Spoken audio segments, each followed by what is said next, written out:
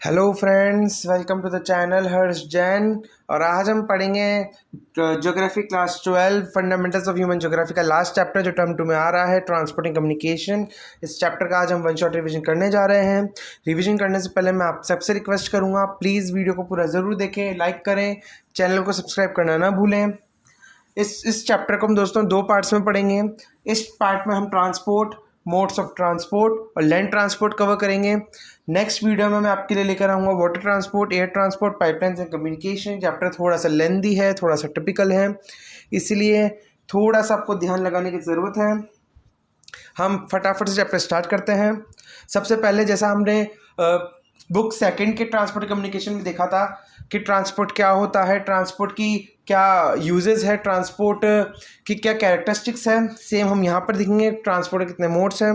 सबसे पहले ट्रांसपोर्ट जो है उसकी क्या कैरेक्टरिस्टिक्स है, क्या फीचर्स हैं।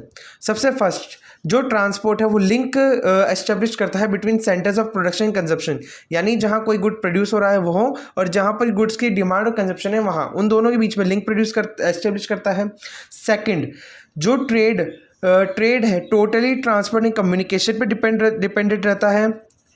थर्ड पॉइंट, लोगों के हायर लिविंग स्टैंडर्ड्स और क्वालिटी ऑफ लाइफ भी ट्रांसपोर्ट कम्युनिकेशन पर ही डिपेंड करती है।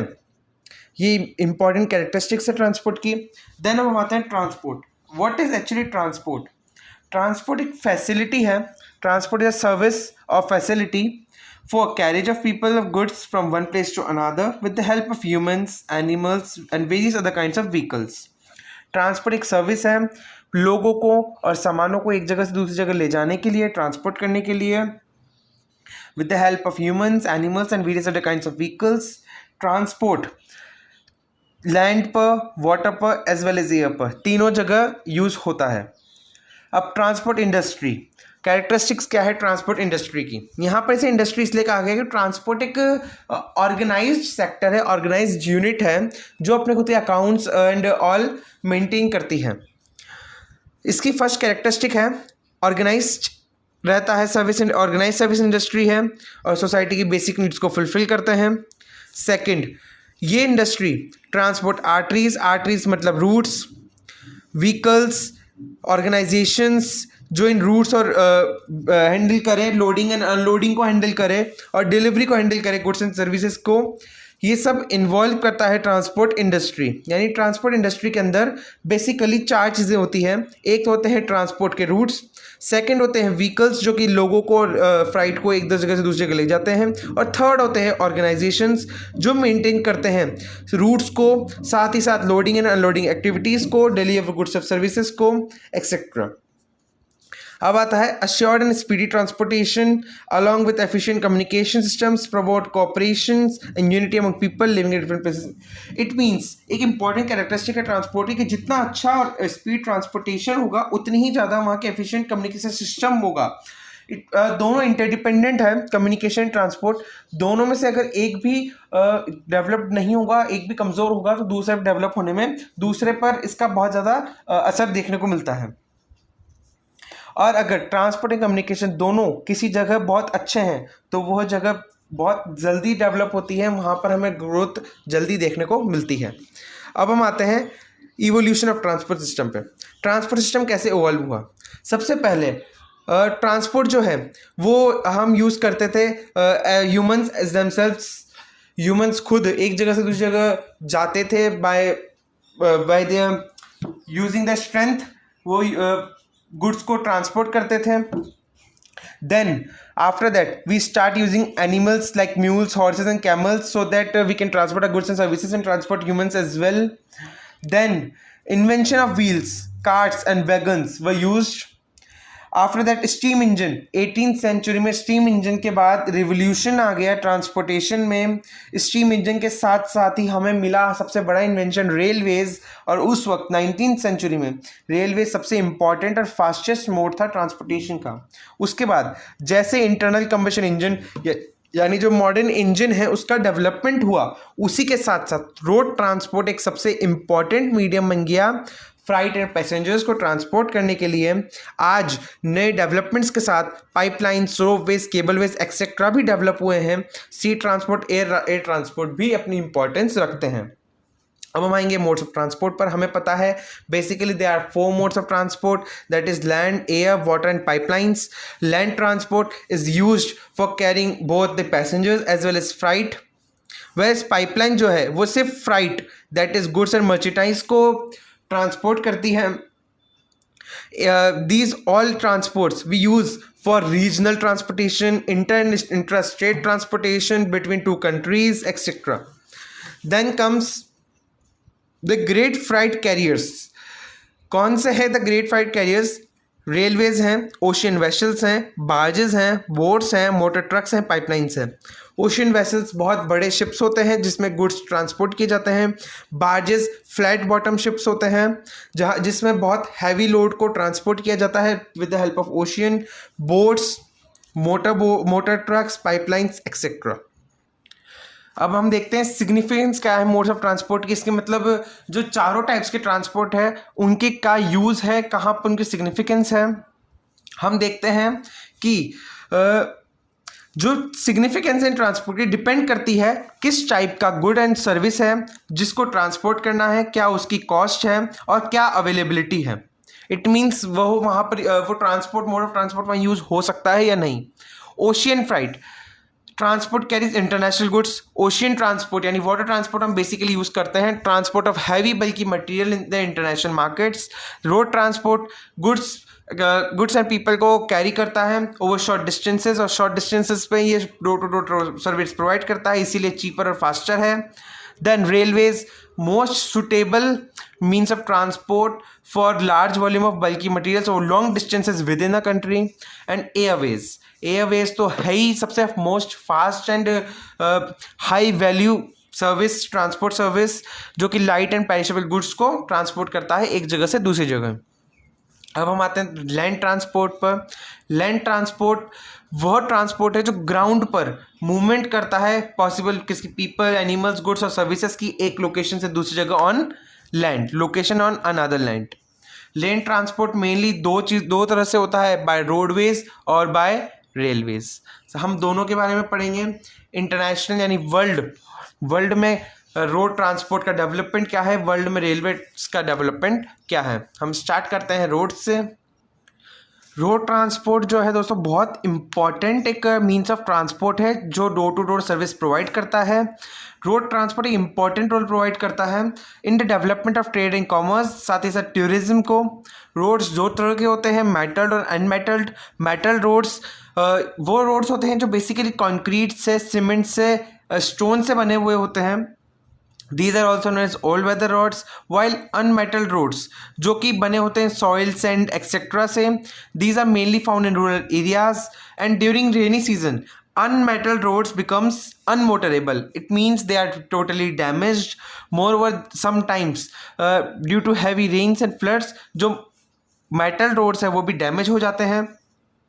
रोड्स की लेंथ एंड द क्वालिटी बहुत ज़्यादा डिफरेंट होती है developed as well as developing countries में, because road construction involves require heavy expenditure for its maintenance and construction.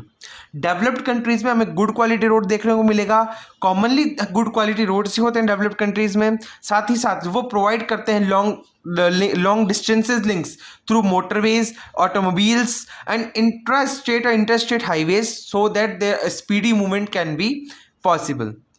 Now total motorable length in the world, it means world में total motorable road की कितनी length है। It means बिल्कुल अच्छा condition में जहां हम जा सकते हैं, जहां व्हीकल्स पॉसिबल है मूव करना, वो रोड्स की टोटल लेंथ है 15 million kilometre, and out of which 33% is only north America.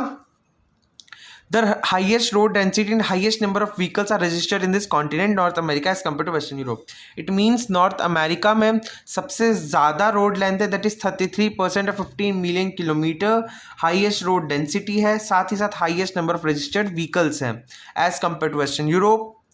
Road density क्या है? रोड डेंसिटी है एक पर्टिकुलर स्क्वायर किलोमीटर में रोड की कितनी लेंथ है, उसे हम रोड डेंसिटी कहते हैं।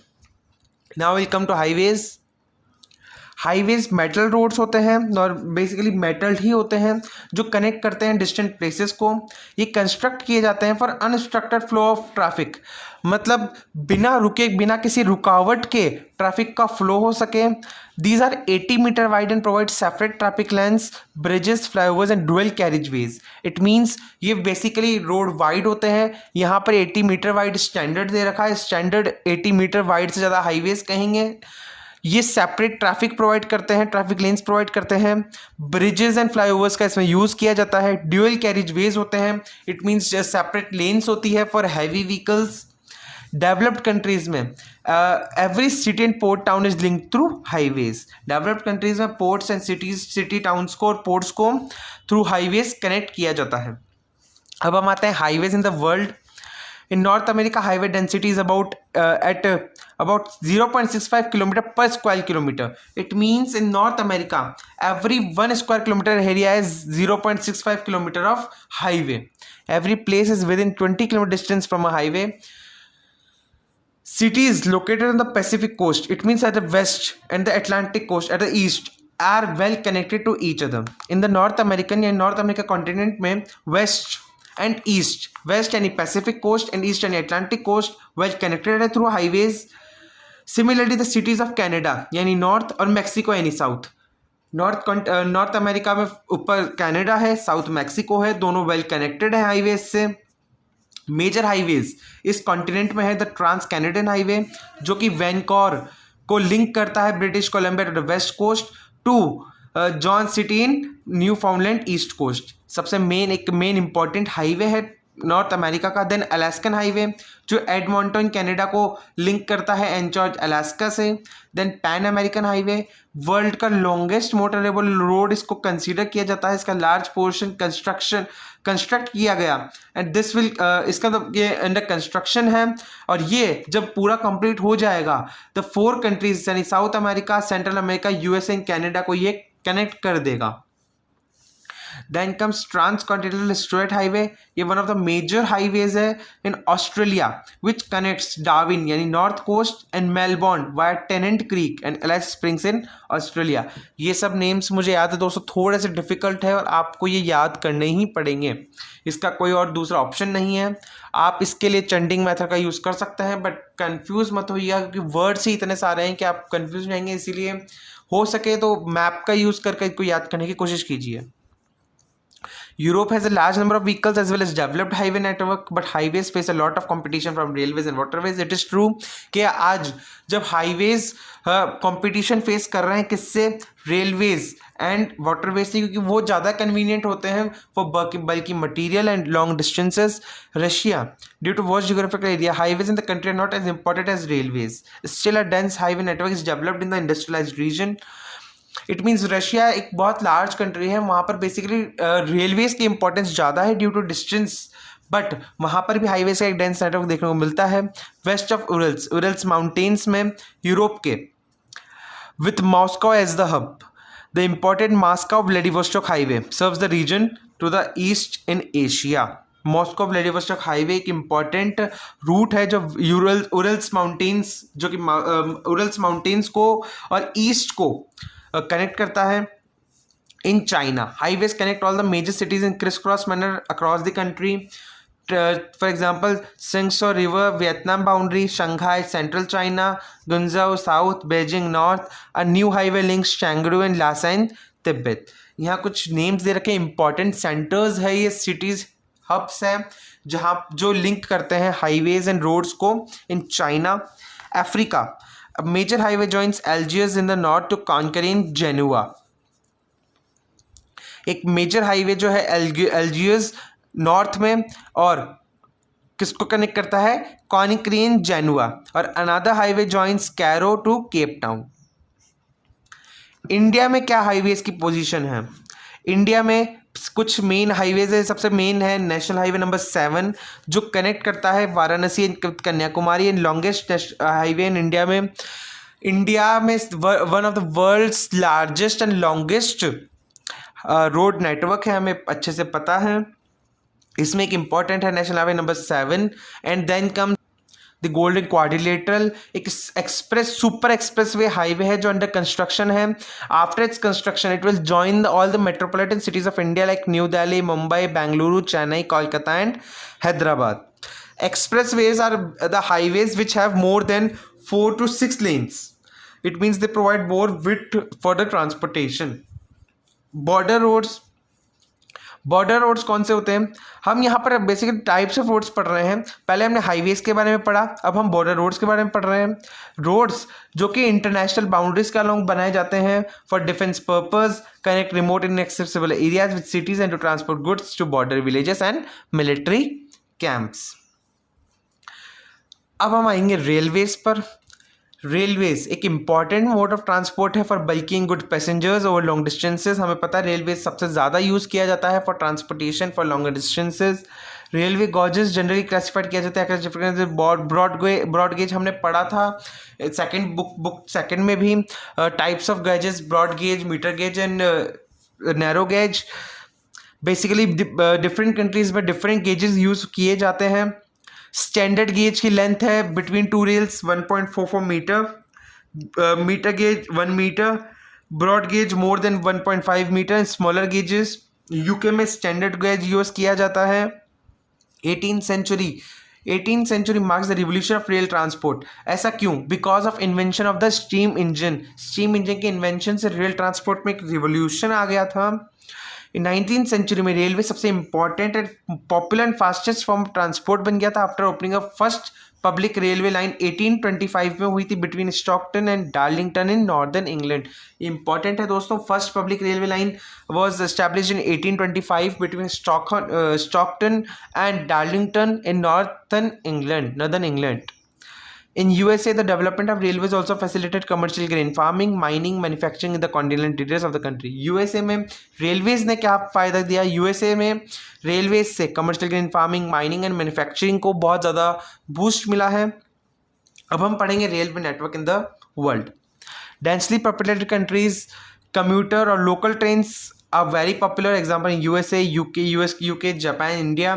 There are about 13 lakh kilometer of railways in the world which facilitate passenger good transport.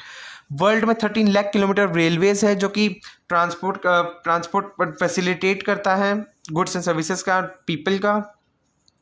Europe and Russia में हम रीजनली देखते हैं डेंसिटी रेलवेज नेटवर्क क्या है, क्या कैसा डिस्ट्रीब्यूशन है, क्या यहाँ पर क्या फेमस, कौन सा फेमस रेलवे रूट है. Europe and Russia. Europe has one of the most dense rail networks in the world. The length of rail network is about 4,40,000 kilometers. Europe में alone, and most of which is double or multiple tracked. Belgium highest density है of 1 kilometer of railway for every 6.5 square kilometers of area. Highest density of one of the highest density of railways. Important railheads are London, Paris, Brussels and Milan, Berlin, Warsaw. Underground railways important है London and Paris में for the transportation of passengers. Euro tunnel group of England operates channel tunnel which connects London with Paris. It's an underground railway network that is euro tunnel group, जो कि euro tunnel group एक organisation है जो इसको facilitate करती है between London and Paris. In Russia railways alone account for 90% of the countries total transport. Russia में 90% जो टोटल ट्रांसपोर्ट है वो रेलवेज के थ्रू होता है और डेंस नेटवर्क है यहाँ पर. In the west of Urals Moscow एक इंपॉर्टेंट रेल हेड है with major lines extending outwards to different parts of the country. With vast geographical area, underground railways and commuter trains are also important in Moscow. Russia एक important Russia में सबसे ज़्यादा importance rail transport की है due to its vast geographical area. Commuter trains क्या होती है? तो कम्यूटर ट्रेन्स वो ट्रेन्स होती है जो एक अर्बन एरिया को उसके सब अर्बन या अर्बन एरिया को किसी सिटी सेंटर से कनेक्ट करती है. अब आता है north America and south America. North America जो है 40% वर्ल्ड टोटल रेल नेटवर्क को अकाउंट करता है. हमने देखा रोड को 33% करता है तो रेलवेज को 40% करता है. Unlike many European countries the railways use है for long distance bulk freight like iron ores, grains, timber and machinery rather than for passengers. We see that in Europe railways are mostly used for passenger transport, but in USA it is used for bulky freight like ores, grains, timber and machinery. Highly industrial and urbanized regions of East Central USA and joining Canada have the most dense rail network. In South America, two regions, that is Pampas of Argentina and Brazil, the coffee growing region, together account for 40% of South America total route length. इसका मतलब है South American continent में Pampas of Argentina and Brazil, ये दो ऐसे regions हैं जहाँ पर कॉफ़ी की बहुत ज़्यादा प्लांटेशन की जाती है, कॉफ़ी ग्रोइंग रीजन्स है। ये पूरे कॉन्टिनेंट का 40% अकाउंट करते हैं रेल ट्रांसपोर्ट के रूट को। Besides, Chile is considered route length linking coastal centers with the mining sites of the interior. Chile को consider किया जाता है कि important center जो कि connect करता है mining areas of South America with coastal areas so that transport किया जा सके, export and import किया जा सके। Peru, Bolivia, Ecuador, Colombia and Venezuela have short and single track rail lines from ports to interior with no interconnecting links. There is only one transcontinental railway across the Andes Mountains through the continental route linking Buenos Aires, Argentina with Valparaiso, Chile across the Andes Mountains to the Uspallata Pass located at the height of 3,900 metres. It means South America में main एक सबसे important transcontinental railway है, railway route है जो किसको connect करता है, buono areas को कनेक्ट करता है अर्जेंटीना के वेलपैरासो चाइल से across the Andes Mountains at the height of 3,900 metres. अब हम आते हैं ऑस्ट्रेलिया एंड न्यूजीलैंड पर। ऑस्ट्रेलिया में टोटल रेल नेटवर्क की लेंथ है 40,000 किलोमीटर, जो कि 25% है found in south New South Wales, यानी 40,000 का 25% रूट रेल नेटवर्क तो सिर्फ न्यू साउथ वेल्स में ही फाउंड मिलता है, बना हुआ है। The west Asian Australian national railway line across the centre country from the Perth to Sydney. In the west east Australian national railway एक important railway route है जो कि कहा जाता है पर्थ से सिडनी को कनेक्ट करता है। न्यूजीलैंड में ओनली नॉर्दर्न आइलैंड में हमें देखने को मिलेगा रेल नेटवर्क, वो भी यूज़ होता है ओनली कनेक्टिंग फार्मिंग एरियाज। हम आते हैं एशिया में। Thickly populated areas of Japan, China and India have the most dense railway networks compared to other countries due to the presence of vast deserts and sparsely populated regions. West Asia is the least developed in rail facilities. It means Asia में Japan, China and India में बहुत ज़्यादा dense rail network है as compare to other countries of Asia, and due to the presence of desert in the west like Saudi Arabia region of Asia has not been developed in railways because of the desert area and sparsely populated regions. Now comes Africa. In spite of being the second largest continent in the world, it has only 40,000 kilometers of railways equal to Australia. South Africa only accounts for 18,000 kilometer route due to concentration of gold, diamond and copper mining activities. Africa इतना second largest continent after Asia, फिर भी वहाँ पर only 40,000 of kilometre railways है और उसका about 18,000 kilometre root सिर्फ हमें साउथ अफ्रीका में देखने को मिलेगा due to the presence of gold and copper mines.